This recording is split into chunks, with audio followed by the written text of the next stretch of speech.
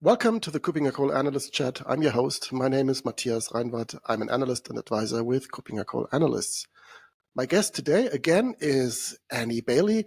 She is a senior analyst with KuppingerCole. Hi, Annie. Good to have you back. Hi, Matthias. Thanks for having me back. Great to have you back, and this is for a very good reason. Just a few weeks ago, we had an episode and we talked about the basics of digital identity, and then we quickly moved over to decentralized identity, and we had quite some great feedback and questions from the audience.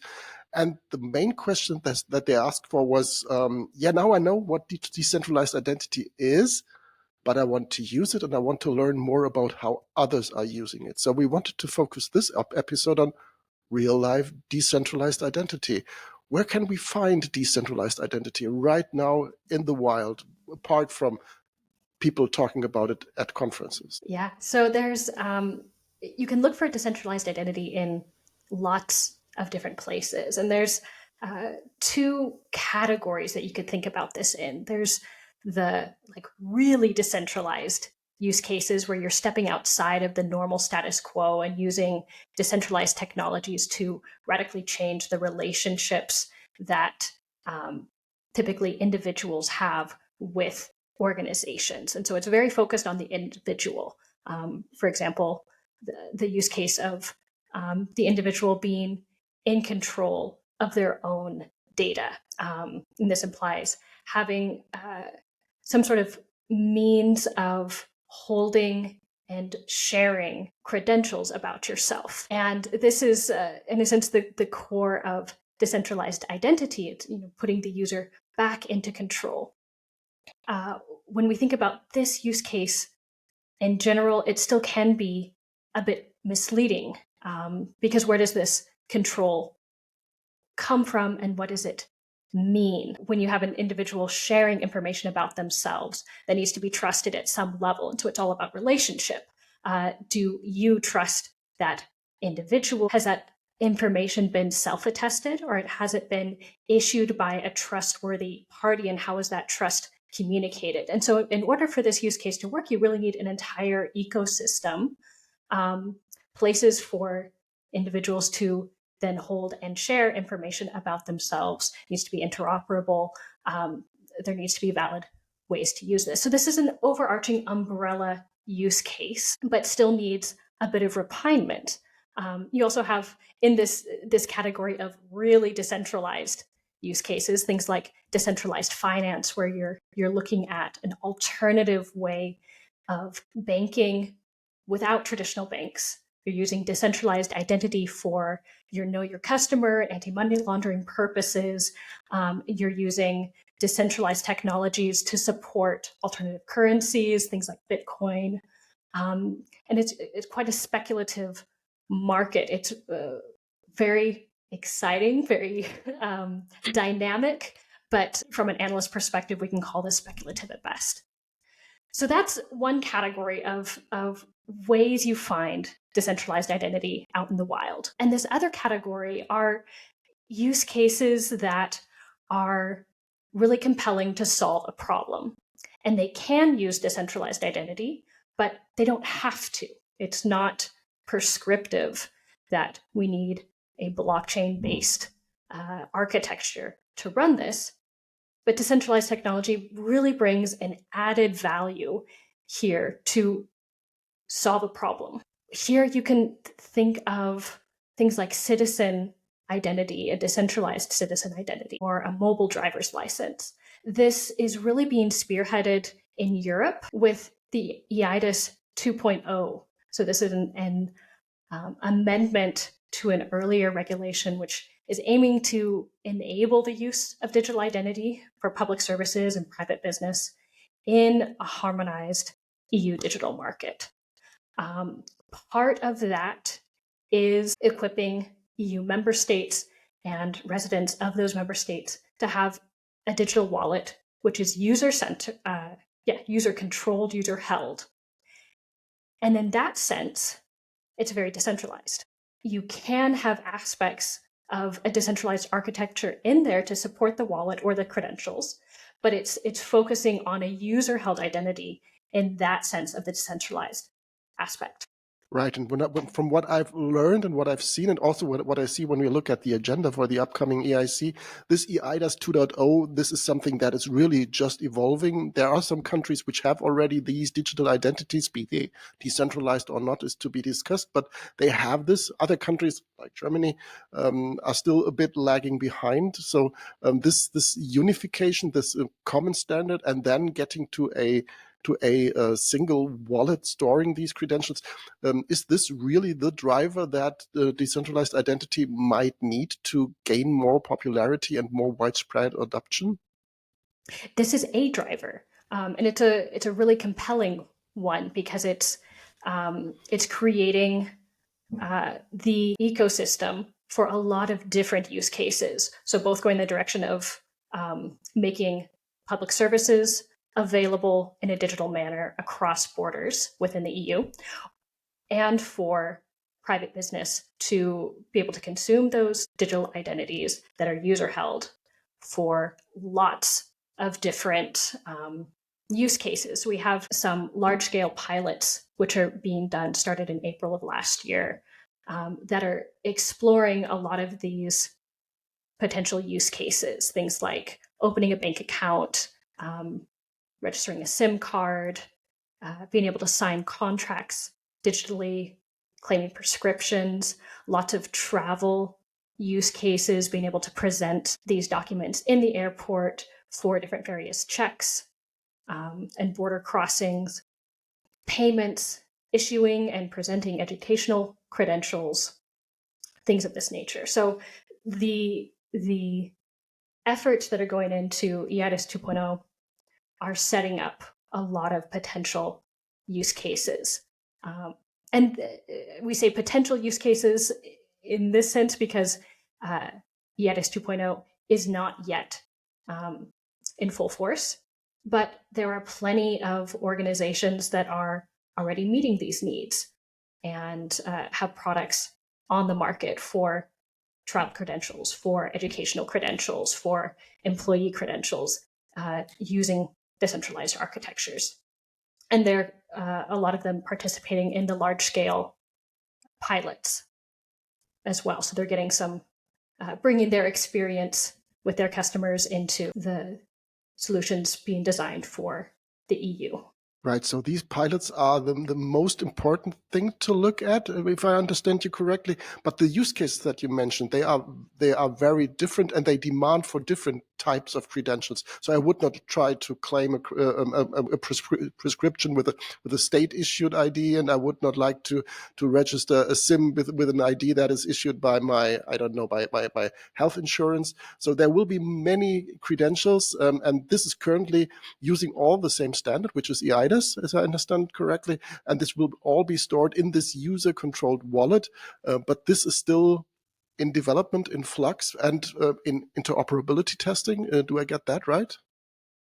Yes, interoperability testing will be a major success factor here.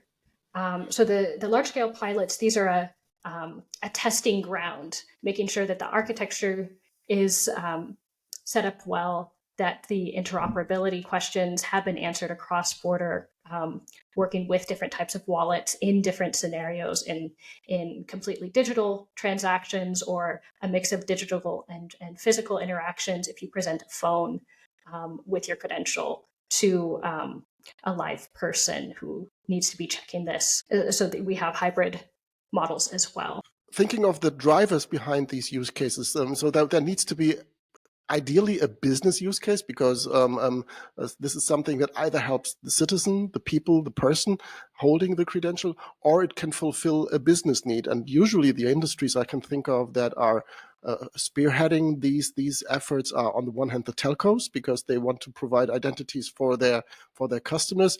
And I always think of the gaming industry, the large-scale gaming industry or gambling industry.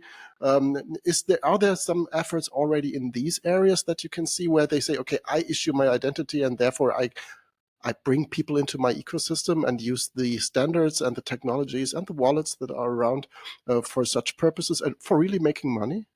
Mm-hmm. Yeah, absolutely. So the major industries that are active here are, as you mentioned, gaming, government services here, healthcare, travel, e-commerce, and financial sectors as well. They all have some fairly high trust levels that need to be fulfilled. They really need to know who are they working with on the other side of the transaction or with their partners, going through some level of know your customer, for example, or age verification for purchases on restricted goods or just being restricted industries and of themselves. And because of those restrictions, they've been in some way limited in offering completely digital transactions. So there's a lot of internal process improvements that can be allowed through here when you have a user held wallet that with shareable credentials that a user could share with an organization that they would like to interact with, or between partners, for example, where that credential can be really trusted. They know where and who has issued it and can verify it to a high level of assurance in order to have that interaction, whereas previously that just hasn't been possible at a digital level. Right. We talked about that in the earlier episode, that identities not necessarily need to be connected to a carbon-based life form like you and me, but it could also be identities that are related to goods, to material. Identities in supply chain management, for example, for tracking goods during transport, etc. Are there already real-life use cases in that area as well? Is this something that is because it can scale indefinitely, more or less? So that does not need to be people. It could be a part of a machine, the machine itself, a parcel, anything like that. Is this a thing already? It is. There can be a lot more work in this area.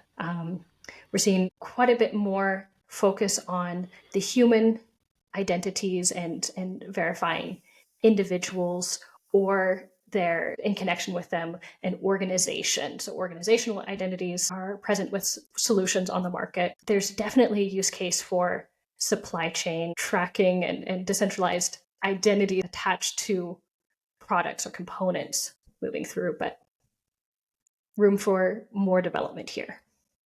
Right. When we talk about more development, this will be covered at EIC. We talked about that earlier, but I think that's really of importance. We are holding our annual conference in Berlin in the beginning of June, and decentralized identity will be a key technology, a key set of technologies we want to cover there. And there will be also examples of real life use cases and their representatives being vendors, being state organizations, being anything around that. So I think there will be lots to learn, and this is still an evolving market. And I think that there will be more to see, and it's really a growing by the month right now, right? Yes, it's a very dynamic space. We see particularly around identity verification where decentralized identity can really help and support and bring this into a reusable function. Again, getting to that user-held, user-controlled version of decentralized as well. Really a lot of action happening here. Will be a great discussion that will continue at the EIC. So we're looking forward to the talks and panels that will be held there. Absolutely. Yeah.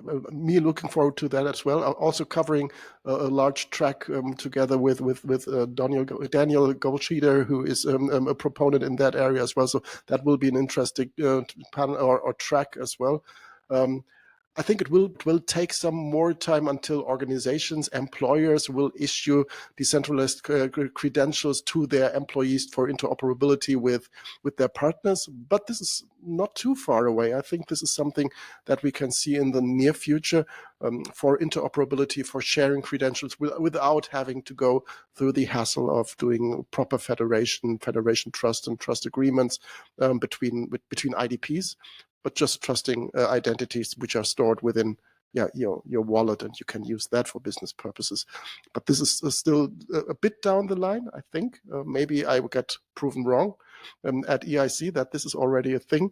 But for the time being, thank you, Annie, for talking about more real-life use cases of this promising technology, of this mature technology, because the standards are there, the technology is there. Now we need to make it work in real life. Any final thoughts you want to add before we close down? Yeah, as you say, it's in a sense a mature technology, and we're going to go through some phases of change in the next few years. Anyway, as these use cases settle in and interoperability questions get ironed out, business model questions get ironed out. So there will still be change that we'll be monitoring and discussing over the next few years, especially as we're moving into a multi-wallet, multi-credential reality, where we expect, especially with the eIDAS 2.0 rollout and European digital identity wallets, there'll be several wallets that individuals will choose to use or be obliged to use to fulfill different use cases that they have. And this will go through a period of flux as people collect wallets, understand that they're able to move credentials between wallets, even if they were issued in a different format, if things are done successfully. And then that will pare down again and will be consolidated down to fewer successful wallets with really great usability, really great interoperability that are functioning in open ways. And that'll be a big question that comes up in the future, is how to keep the ecosystem open and interoperable instead of condensing too far into proprietary wallets and use cases and solutions, and holding on to very important credentials and not allowing them to stay interoperable. So this is an interesting ride that there's a lot of good work being done to, as you say, lay the standards now for a successful, open, and interoperable ecosystem. Right. That really sounds promising, and it's an interesting topic to cover. No one should say that identity management is not an area where there is growth, where there is innovation, and where there are no new technologies. We are right there, and we will cover that at EIC. So thank you, Annie, for being my guest again today, following up on the last episode with this episode. And I hope that we could answer some of the questions regarding real-life use cases for decentralized identity, and happy to continue that discussion. So if you have any questions, this is my call to the audience. Please leave a message in the comments section of this video on YouTube, or drop us a mail wherever you listen to this podcast. Just there will be always a link to where you can reach us. Reach out to Annie, reach out to me, reply to us at LinkedIn. We will post that there. So really start the conversation with us. We are looking forward to your feedback, answer your questions, and looking forward to talking to you at EIC. Thanks, Annie, for being my guest today. Thanks, Matthias. Bye-bye. Bye-bye.